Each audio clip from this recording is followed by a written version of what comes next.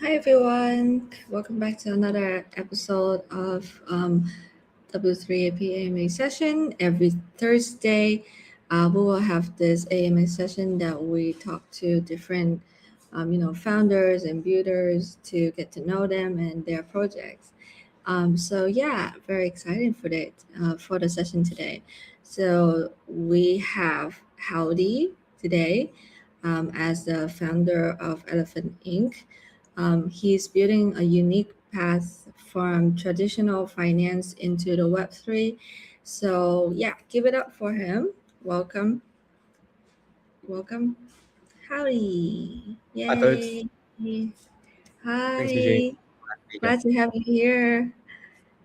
Yeah. So, how are you feeling today? Yeah, it's a busy week. Just came back from Japan Tuesday morning, and straight back into a lot of catch up and a lot of things. But really glad to be here. It's 8 p.m. here in Bangkok, so yeah, Wow, excited to kick this off. that's such a founder response. Very busy. Okay, so I heard you staying Bangkok. So, just get to know you a little bit more. Can you, introduce us about, us as me and the people watching the session? What is your background in traditional finance and academia? Uh, Side, and at the same time, can you introduce a little bit more of your history in Web3 too? Yeah, sure. So I started very much in traditional finance, graduating university around 2011 in a bachelor major of finance.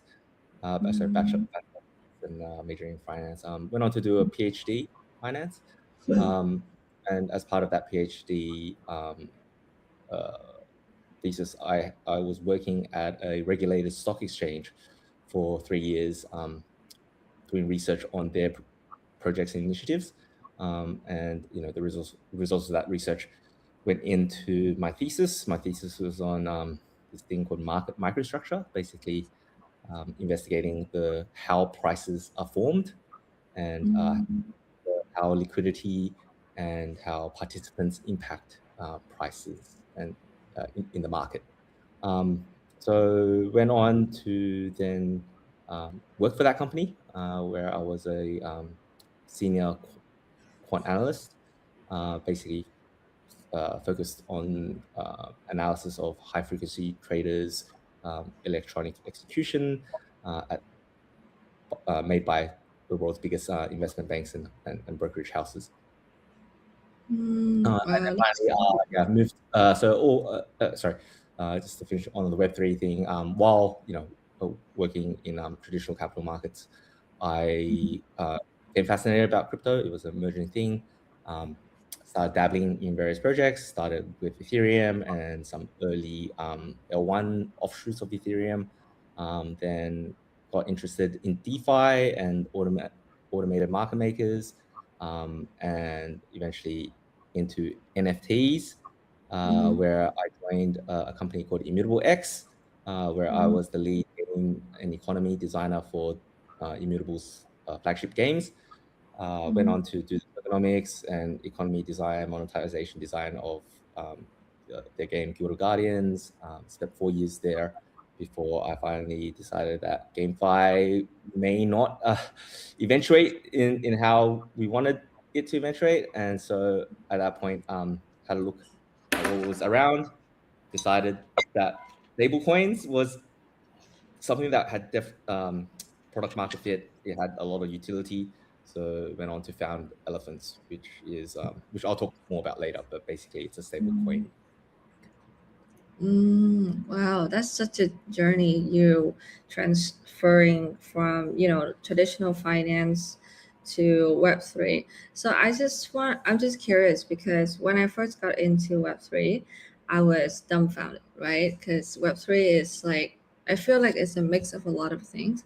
It's business, it's finance, it's technology, and it seems like you need to know a little bit here and there, right, to understand truly what is happening in the blockchain in the Web3 industry. Yeah, So yeah. when you came in, how do you feel like what is the different from the traditional finance where you're already expert at, and you going into Web3? What's make you surprised or something different from what you see in the Web 2?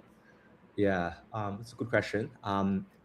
So yes, blockchain, Web3, fundamentally, you know, the, the assets that we trade, whether it be the tokens or NFTs or whatever it is, definitely has a financial dimension.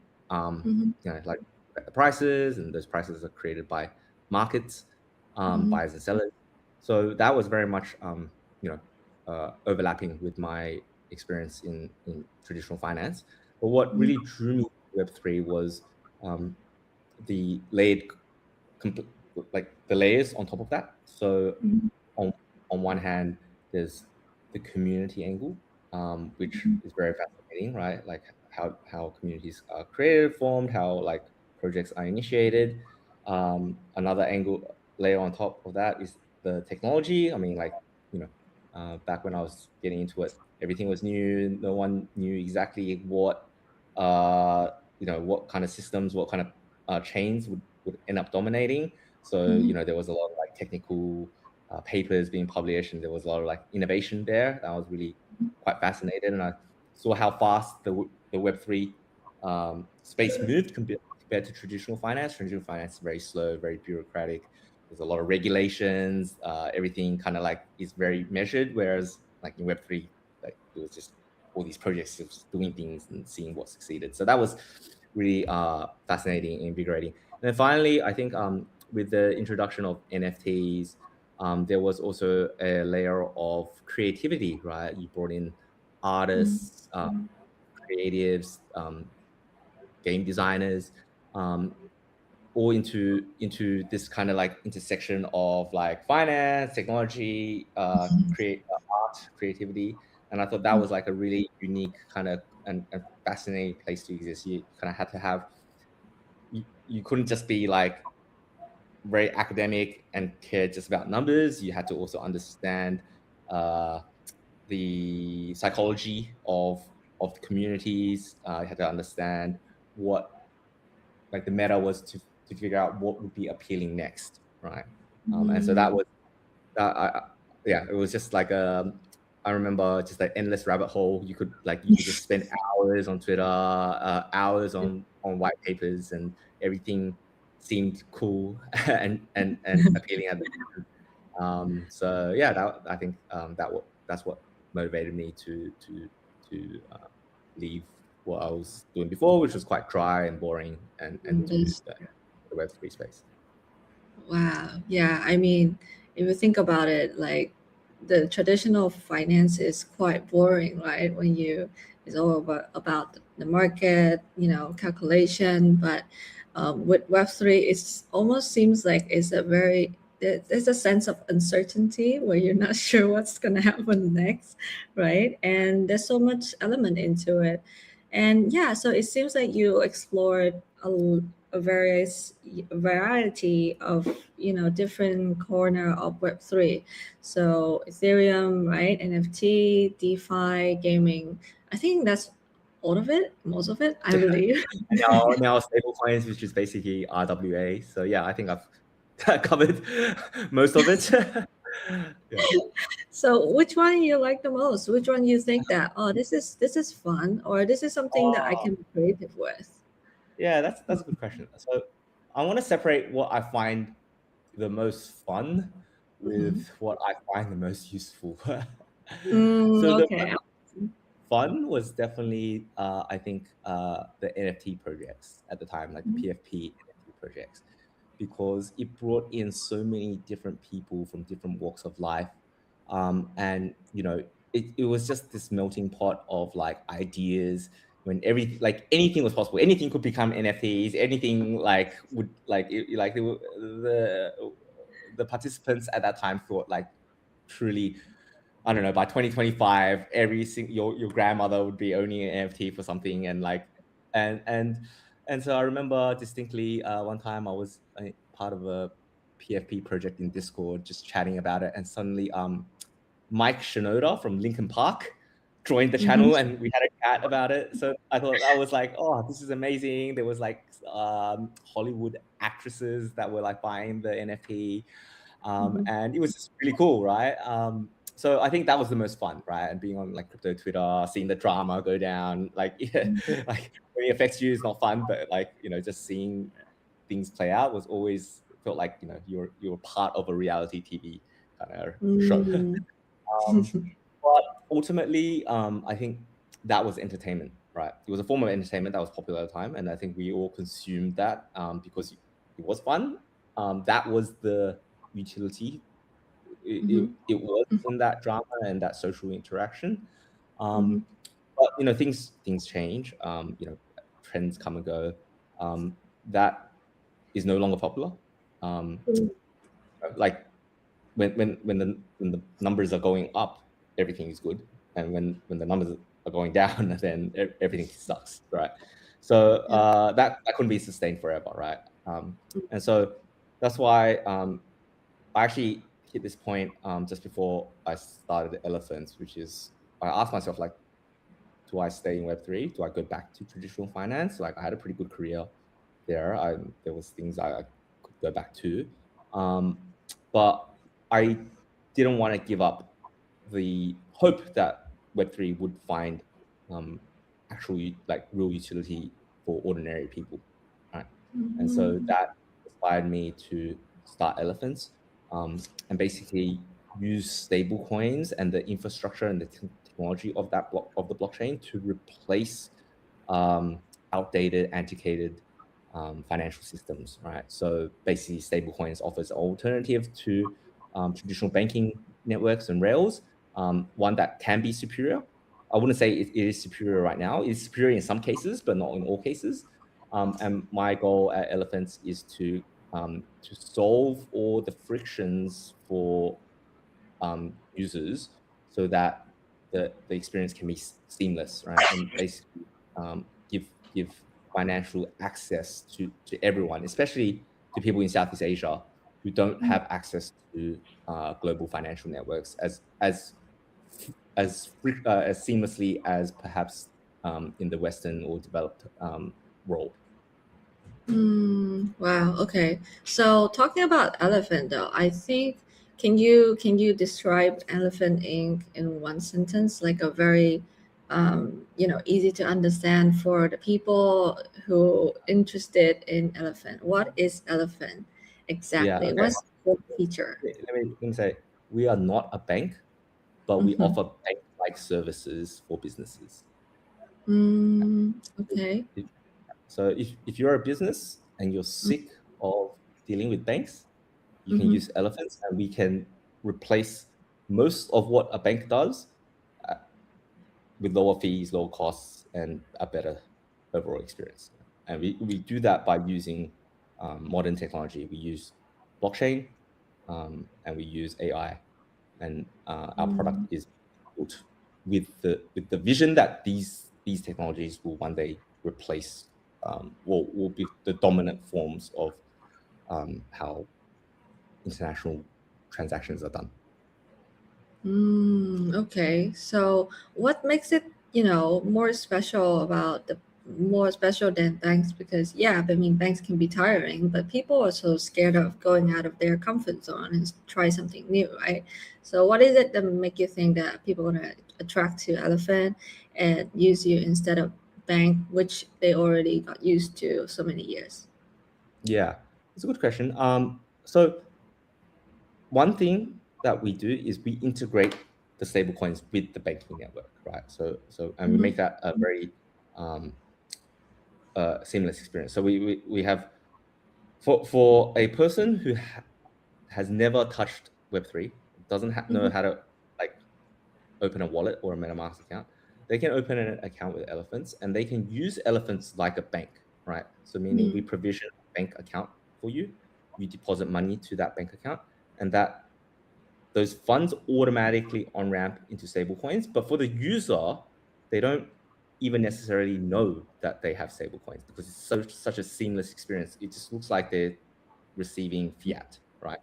But once that Mm-hmm. money the elephant's account, they can do almost anything they want with it, right? They can send the Mhm. money to another stablecoin wallet if they want to. They can Mhm. spend that money on a corporate business Visa debit card. They can also Mhm. transfer that money to other banks all over the world, right? And so what actually makes us different from banks is we will open accounts and we will provide that service for almost anyone, right? So if Mhm. you if you're based in Bangkok or Vietnam or Asia and you want to open a US bank account, that's very hard. Like it's almost Mhm. impossible, right? But at Elephants, Ah. we can do that for you like within 3 days. Mm. So with the bank is like with all this paperwork, with procedure, like Yes. checking, it's gonna be very And there's complicated. also a lot And of controls when it comes to banks. Like when you try to send that money outwards, banks give you a lot of hassle and grief when it mhm. comes to sending money, right? They'll ask for all sorts of documentation around it. So what we do is in our onboarding process, we actually collect a lot of the information that the banks could ask for, right? And so Mhm. when the banks inevitably do ask for a question, everything's there. And so we aim to give a very seamless and like simple experience for users. Our fundamental value and mission is to make the complex simple, right? And in Mhm. my time uh, in Web3, I noticed that the biggest hurdle to actually getting mass adoption is complexity, right? Like for a lot of people, for a lot of us who are in Web3, we kind of like find that complexity fascinating. Like it's kind of like, oh, Mhm. you got to figure it out. It's a puzzle. You got to like, you know, lose some money on gas, on tokens, understand Mhm. gas and all that stuff. And like, have tokens frozen in some L2 that you can't get out. And, kind of like figuring out that puzzle is part of the enjoyment, I guess, for some people. But for most people, it would not be, and for businesses, it definitely would not be. Right, a business is not in. They're not. They just want to run their business. They don't want to figure out those kind of things. They don't want to remember wallet addresses. They don't want to remember private keys. They don't want to figure out gas and L1s, L2. And so what Elephants does is it abstracts that all away, right? So for you, it just feels like a normal bank account in some ways, Mhm. but it's so much more flexible than a normal bank account. Oh wow. Okay, so if that's the case, what is your main target for your client? Like, are you mostly focused on conversion from Web3 company and project, or are you more catered to the Web3 projects, Okay, so this is or both? I have a controversial opinion about this, Oh, which okay. is Go ahead. Hot which is take. yeah, it's a bit of a hot take. It's all right. I'll start with the hot take first. The hot take Mhm. first is we don't necessarily want to target Web3 people, right? And Mhm. I say this controversially. It's controversial because um, as a segment, Web3 users typically, when they buy a token or use a Web3 service, they think they are investors. And they are investors in some cases, but they're also customers, right? Mm. Because like somewhere the project needs to fund like development costs, right? So Mm. some amount necessarily needs to be extracted by the project in order for the project to exist, Yep. right? But many users in Web3 believe that, well, they expect to be rewarded and paid for using a product or a Mm. feature, right? Now that's not how business works. I mean, a business works by delivering value and receiving uh, like exchanging services. Like a service is Exchanging rendered value. and you get paid for that service, right? And that's how a business is sustainable, right? And the value that it needs to give to the users must exceed what they charge for the users in order for it to be like a functional business, right? Now, Mm. my belief is that if you target Web3 users, right, you end up in a a race to the bottom where it just becomes unsustainable because the projects compete with each other to give rewards, incentives, airdrops, whatever it is, yield, and it ends up into this competition that the business just fundamentally is not sustainable, right? That's why I feel like Mhm. so many Web3 projects fail, right? So much money is raised, but that money is not like used to build a sustainable business. It's almost raised to build Ponzi schemes, right? And that was Yeah. something that when we founded Elephants, we absolutely decided that we would avoid, right? And so we had certain guardrails around that. We said we'd never do yield.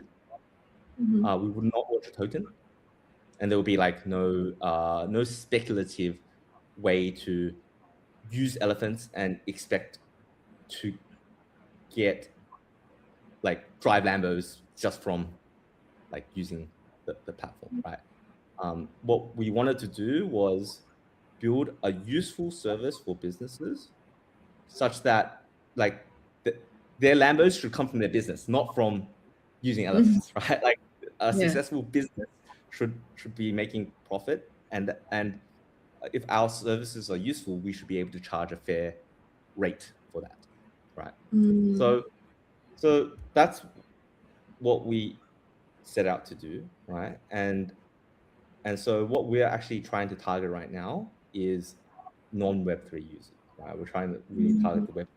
We're trying to, show them the benefits of using elephants and without talking about stablecoins or Web3, right? So in all our public material, you won't see any mention of stablecoins and Web3. It's not a marketing point, right? Because I firmly believe that the blockchain is useful, but it's useful as infrastructure. It's useful in the way that like AWS is useful, but we don't talk about, hey, my company uses AWS, right? Like it's Yes. That's, right. The selling point is how good the service and the experience is. And so the selling mhm. point for elephants for businesses is how easy it is to receive money and send money and use your money, right? It's not Mm. in the technology that Mm. exists. Yeah.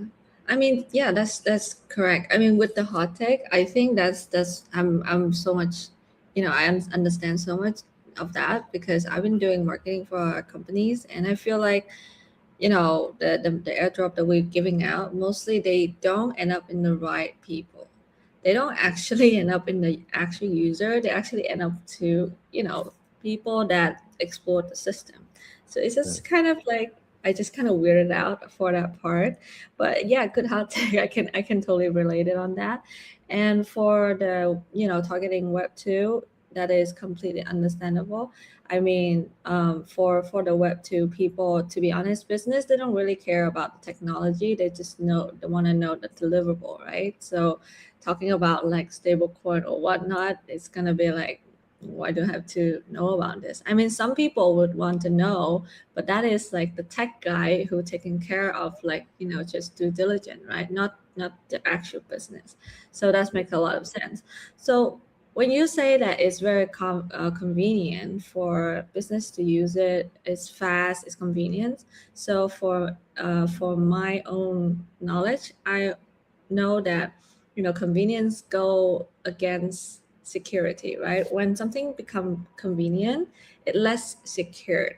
So how do you solve this problem with elephant, where you make it very convenient, but how are you going to balance the security side of the thing, because that is also very important for business too. So I disagree a little bit with that statement that like you trade off between convenience and security. Things can Mhm. be convenient but secure, right? And a lot of Web2 is convenient and secure. Like, like if I use Stripe and I pay for something, like, I'm pretty secure. I'm like, and it's pretty convenient, right? I just click something, Mhm. put my card details, done, right? Um, what what makes that statement true is if you add a third dimension. If you want convenience, security, and uh, accessibility, or like you don't Yep. gate the participants in this Mm, secure system. It's the existence of you can't have, I think you can't, it's what's true is you can't have all three, right? Mm. Maybe you can have two of those. It's like a trilemma as That's true. opposed to the dilemma, right? So, and the thing is, if you provide unfiltered access, then what happens is you have bad actors, and those bad actors either ruin the security or ruin the convenience, right? Mm. So if you want unfiltered access, maybe you can still be secure, which is like, like Bitcoin and a lot of Web3 does that. It's like decentralized, blah, blah, blah. But then you don't have convenience. Like you can't actually do anything with it, right? You can't go pay for groceries and stuff because because you got bad actors there, and the rest of the system won't tolerate that, right? You can probably Mhm. also have accessibility and convenience, but then you don't have security, right? Mhm. So there is that dimension, and in that, in a lot of the black markets, like or like questionable markets, you have that. You have access, you have convenience, but you don't really have security. You have a lot of hacks and things like that. Mm. Okay, that's true. I mean, I thought about security the same with accessibility, but it actually quite different, right?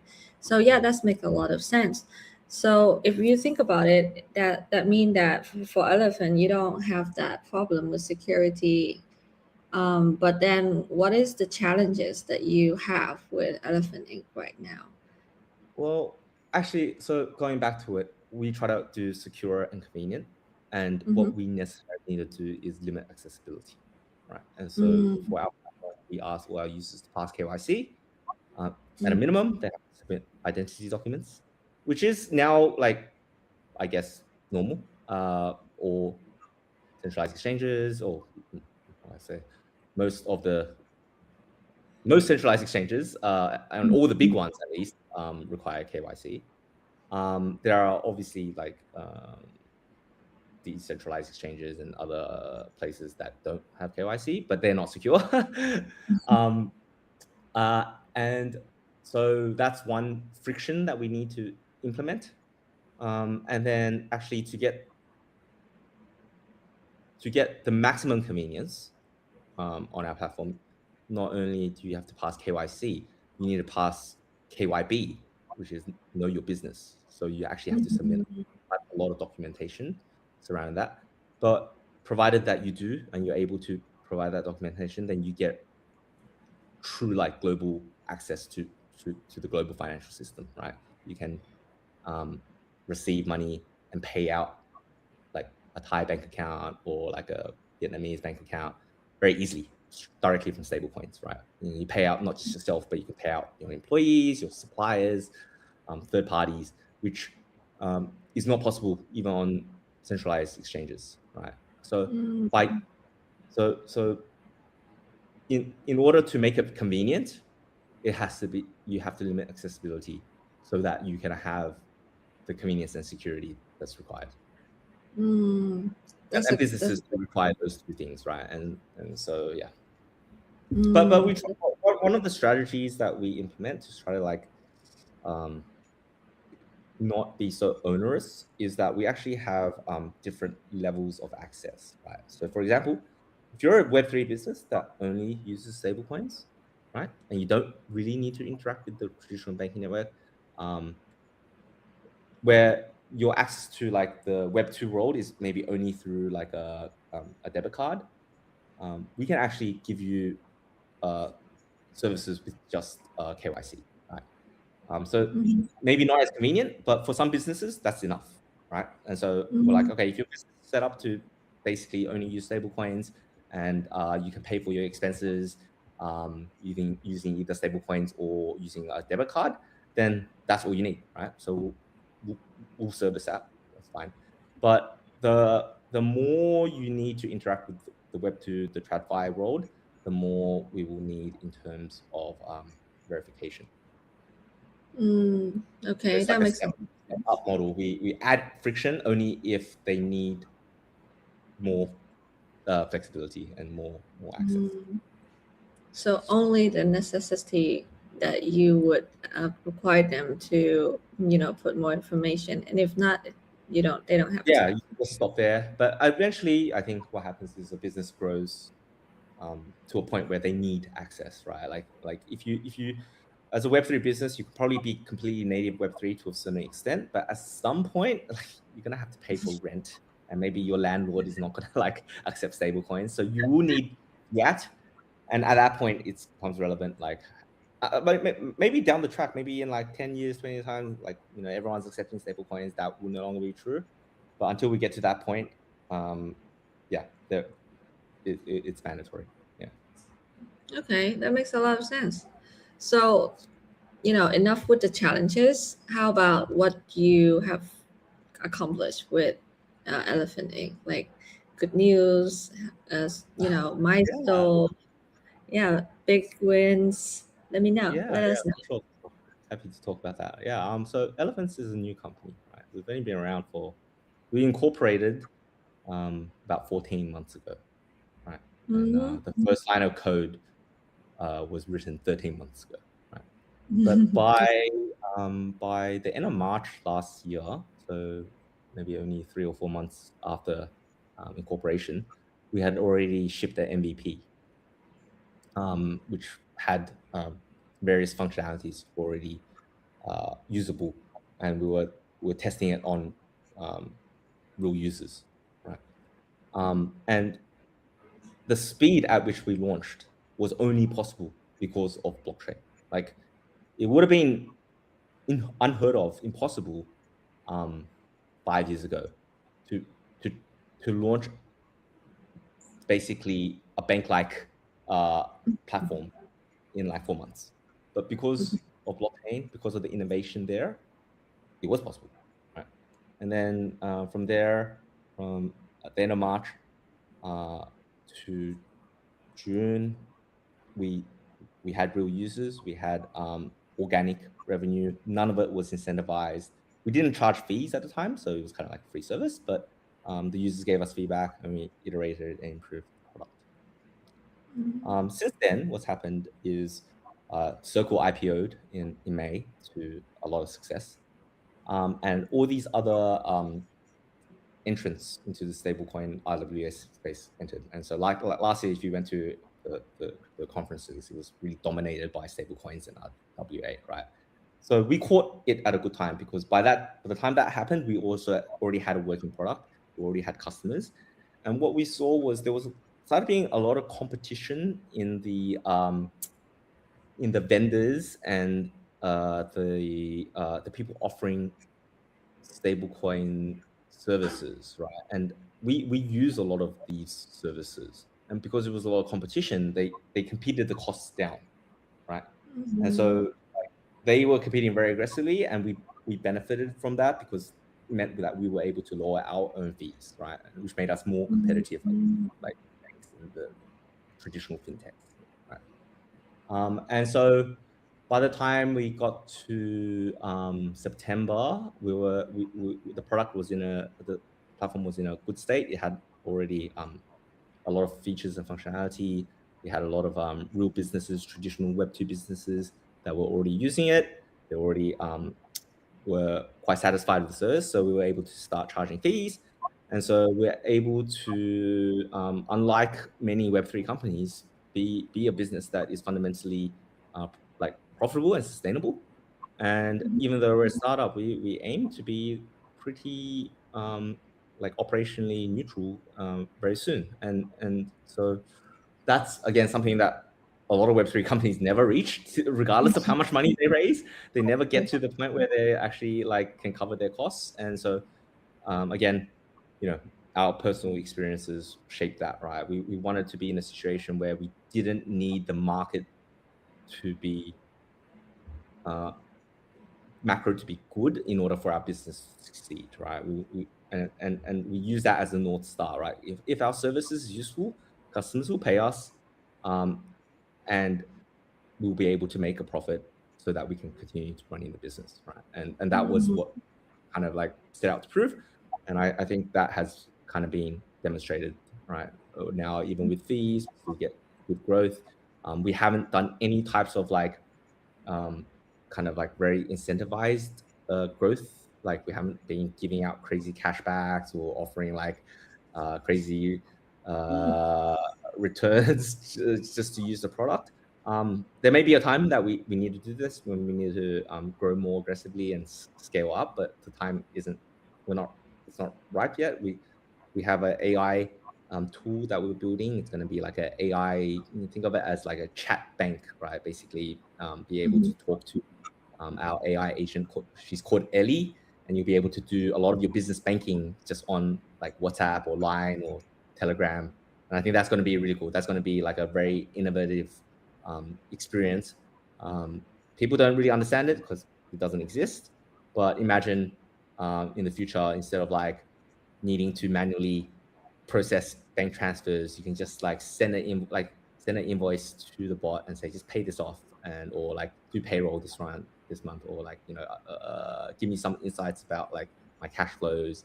It'll be basically that the vision is with the AI plus the platform, you'll have a digital CFO or digital co-founder for every entrepreneur, and that's something that we're really excited to do because ultimately the vision is to empower the next generation of entrepreneurs. Um, we think that there's a lot of technological disruption occurring in traditional employment. AI is replacing jobs. What are these people going to do, right? Some of them will have to like run businesses, to run their own business. And what we want to do is we want to empower them and give everyone this digital co-founder that can at least help them with a lot of their financial administration, right? And they can focus on the what matters. Like they can focus on sales, they can focus on product design, marketing, and sort of automate or at least have help on the sort of more mundane and tedious things. Wow, that's a very first of all, that's a very quick progress within just more than a little more than 1 year, and it seems Mm. like you guys really build on value, right? If you're giving out value, it doesn't matter if it's bull or bear, you guys gonna thrive, and it seems like it's working for you guys. So I'm very happy for you about that. So talking about AI though, I didn't haven't heard about this. So I wanted to ask, like, okay, so your AI name is Ellie, and it seems like you refer her as a CFO Yeah. for the entrepreneur, right? So is that available already, and how did you come up with this? I mean, it sounds super nice because we have friends and few founder and builder, and one of the things that they struggle with most of the time is that to do the finance side of the project because they just very idealistic, right? uh, Yeah, I think that's the they case. can be Yeah, very idealist, right? They be like, I want to do this, I want to do this, I have all these things to do, and I want to build this. But when it comes to finance, it's just boring, and they don't want to exactly. do it. Yeah, So yeah, yeah. I wanted to hear more about Ellie. Yeah, very much. That was the feedback we got with other small business owners. They're Oh, like, okay. oh, like what gives me energy? Doing product, doing marketing, doing sales. Mhm. What takes away energy? The my month end reconciliation, my bookkeeping, financial admin. Right? It's like they defer until the end of the month, and then like they spend a week with all these receipts and whatnot, and like they procrastinate, and it's just it's slowing down their potential, right? And so like you know the co-founders have all managed our own businesses and like have small businesses ourselves, and or had experience running small businesses, and we very much understand that to be a pain point. And we set out to when we were building AI was taking off, and we thought that by creating a platform that fundamentally the architecture was one that was designed with AI in mind, and well, at least with the existence of AI, that we could wait for AI to improve, and then even if AI could not act as a digital co-founder 12 months ago, we thought maybe in 12 months time or 24 months AI would improve to the point that they can, and the AI just needs access, right? And so we kind of were quite forward with our design on the back end architecture, and so that helped us create a proof of concept for Ellie that Mhm. is live and functional now. So I don't know if you can see this. Maybe you can see this, right? So this is Mhm. Ellie. This is a receipt that I sent to Ellie. I asked her to tag this as it was a community event for paddle, Mhm. and it captures the details in the receipt. It matches it against a transaction that I made on Elephant, and it Mhm. asked, "Do you want me to create an expense report?" Right? Mm. Also ask it other questions. So it does some verification for me. I can ask it about my recent transactions. I can ask it about like how much I paid for FX and all things like that. And you can even ask it like, how do I save some money? And it will say, oh, it looks like you spent a lot of money on like individual train tickets, for example. Have you thought Oh, about like buying a like a prepaid card or a top up card or something like that? So yeah, it's quite useful. We can imagine in the future the more data you integrate about your business, you can sort of like start optimizing some things, maybe spot some subscriptions that you're not using or things like that. So yeah, but it's exciting. It's really just a proof of concept. Last year we spent most of our efforts on building the financial infrastructure that is the core product.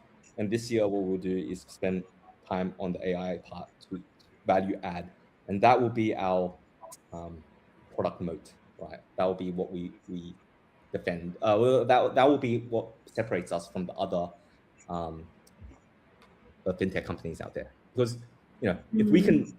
we can build elephants to this state in 12 months, then I think the next vibe coded version will be built in 6 months, right? Like so, it's the financial technology is not a defendable um, product. It's something that as more competition comes in, like it'll be a race to the bottom. What we need to do is we need to innovate and provide value add, and that innovation and value add, I believe strongly, will be in the AI functionality as opposed to the financial functionality. Wow, yeah, that's fascinating because I think Ellie itself can be its own project. Like to have that kind of function in your project, that will be amazing for the business because it's already convenient and it's already fast and then it's secured, and at the same time you have this assistant helping you with the finance side of a thing where you really don't want to deal with it, especially for startups, right? They really don't have much of a funding to hire different people to deal with it. So it's such a brilliant idea to incorporate this within into your system. So yeah, that's really good for us to know about elephant at the moment. How about in the future? Let's say 5 years. It's like a job interview now. Yeah. 5 years is a long time to think, especially in today's volatile times. Hmm. Um, I think I well, this is what I hope. I hope AI can one day enable us to have more free time. Like it should, in theory, like there should be less work. I Yeah. hope that the big platforms of today are not capturing all the value from that um, technology Mm. advancement. I hope that regular people can start businesses and with AI, sort of like all provide individual value, right? And be able to own. In a way, the AI future that I hope is similar to the Web3 blockchain future that was originally promised, where it's like, oh, we own our own assets, we like own our own um, like intellectual property, right? And so I hope that like it may not be the Web3 decentralized future, but it will be a form of decentralization where uh, ordinary people will be able to all own a piece of the economy, and like not every, people will transition slightly from owning uh, a fixed salary, so to speak, into being like everyone being kind of entrepreneurial. Um, Otherwise, I don't know how it will shape out, right? I think the other, I, I choose to be optimistic, but there's also a very dark possibility where like the big platforms and the Yeah. billionaires uh, own all the productivity, and we just have to fight for the Yeah. scraps.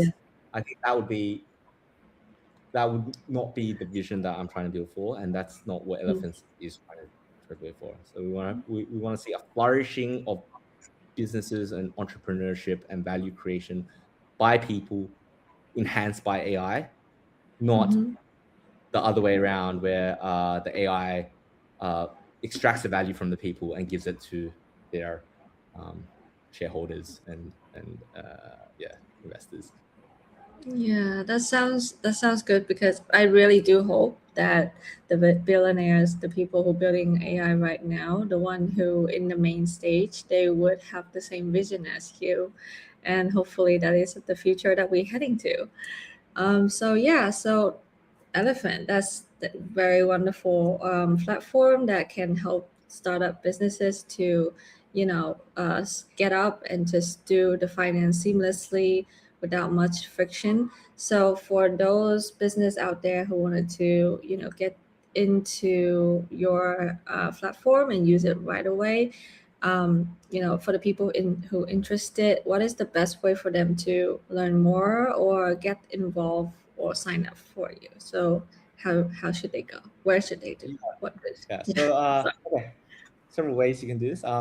First, Mhm, you can go on our website. It's mhm, elephants.inc. So that will give you general information about the website. Um, yeah, so it's there. So we have this view, which is for like individuals, I guess. And then if you click enterprise up the top next to the FAQ, that gives you the business offering, or gives me more details about the business offering. So that's one way. Another way is you can just directly sign up. So if you click sign up, it'll launch you into our registration page. The platform is live. You can use it immediately. Um, the final way is you can just reach out to me. Telegram, LinkedIn, um, even WhatsApp. Yeah, I'm happy to share my contact. You can speak to me directly, tell me about your business, and I can advise you on how to best proceed with helping your business. So we really want to help businesses. We can serve individuals. It's not our target market, but we also understand that there are many people out there who are running a business but don't have a business registration, right? They haven't incorporated yet, but they are running a business. They are freelancers, solopreneurs, digital nomads. Like, for all those people, we very much want to help you as well. And so, going back to flexibility, without the business registration, there's some constraints on how you use our platform. There's some features that don't exist, but it can still serve your business, especially if you're like a Web3 native business. You basically just use stable coins. Um, we can definitely assist there. Yeah, that's good to know. Yeah, so everyone, please check out his website, and you can reach out to him on X, Telegram, WhatsApp. I mean, X and Telegram, maybe LinkedIn too, right? LinkedIn. So You can also follow us on social media. We're on Instagram. It's at elephants.inc. So yeah, you can DM that channel, and it will eventually get to me. yeah, so that's very great. So everyone check out his platform, and I hope that you guys can, try it out and see if it's benefit you, and maybe talk to your friend about it. So yeah, as this has been a very, a great conversation. I have know a lot about elephant and then the finance side of the thing, and yeah, it's been fascinating. So thank you for joining us today. It's been a journey. Yeah, and I just want before we closing it off, I just wanted to talk about a little bit about W3AP. So W3AP is a Web3 watch to earn Web3 advertising platform. So we, showing ads for the user and they can earn from just watching ads.